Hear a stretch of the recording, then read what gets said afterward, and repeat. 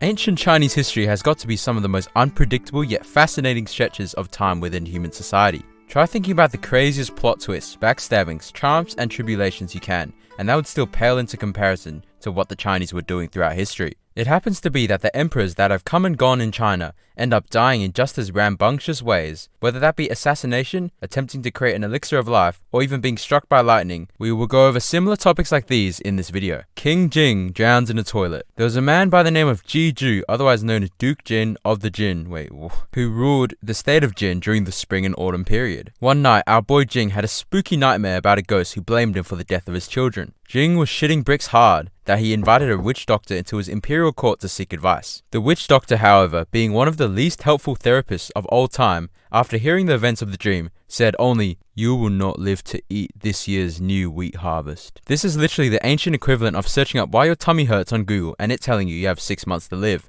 Both quite the large reaches. Well, apparently the witch doctor was somewhat right, because upon the horizon of the wheat season, the Duke fell seriously ill, and even the most famous physicians in all of the land could not cure him. Upon the arrival of the wheat season, although still being deathly sick, he was still alive. Jing, being the happiest man alive after undoing fate, ordered his subordinates to use some of the freshly pressed wheat from this season to make porridge. He also rang up that old witch doctor after calling him out on his IG Live for his incorrect predictions. "Yeah, this stupid Xinglong Feng guy, he wishing on my downfall, but look where he at now." After his jubilant celebrations, in which he might have executed the witch doctor, don't worry about that, that happens all the time, he consumed his porridge. Quickly after the celebratory meal, Jing began to suffer discomfort in his bowels and felt bloated. He rushed to the toilet, in which after sitting down, it collapsed under him, falling into the latrine pit, drowning in the filth. One brave servant, in fact, dived into the cesspool to retrieve his master's body, and for his valiant efforts, he met his master in the afterlife shortly later. King Wu of Qin lifting too much at the gym. Have you ever been in that situation in like high school where after one arm wrestle between two blokes, it just turns into a whole tournament for about 15 minutes? Well, have you ever died from this? Our boy Ying Dang has. Ying Dang, otherwise known as King Wu of Qin, was a warlord who ruled the state of Qin during the Warring States period. According to historical depictions of him, Ying was an extremely strong man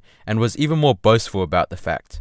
One of his favorite pastimes was to compete against other men in tests of strength, in which he promoted many other big burly men to high-ranking positions within his administration. Now this sounds exactly like what happens if you make your average 17-year-old gym bro #ZizForLife guy an ancient Chinese warlord. In around 307 BC, Ying went band for band, barbell for barbell with his friend Meng Yu. The object they both settled on lifting is a huge 3-legged bronze pot called the ding.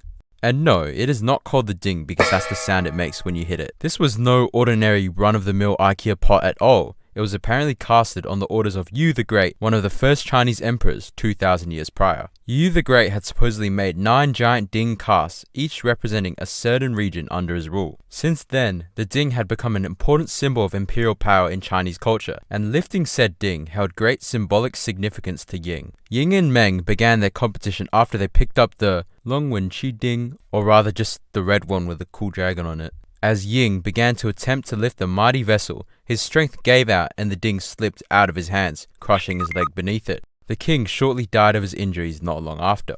The craziest part is yet to come. The court officials blamed Meng as the other participant for the demise of the king. Did they really accuse bro of murdering Ying?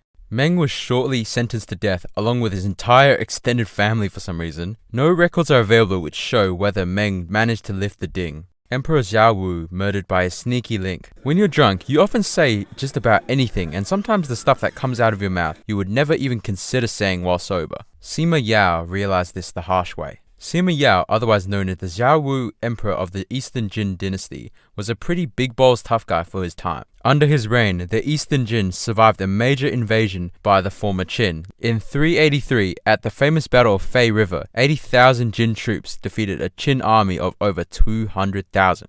Bro, these Qin guys suck. The battle ended the efforts of the Qin for the collapse of the Jin. However, Xiaowu was far from safe. The emperor in his later years began to spend more time drinking and enjoying the company of his concubines as his reign progressed, as most emperors do. One day in 396, the emperor was having a couple of pints with his favorite sneaky link, Lady Zhang. After a few drinks, Zhang began to refuse to let him to drink anymore, prompting the emperor to say, "You're so old now, so maybe you should give your position.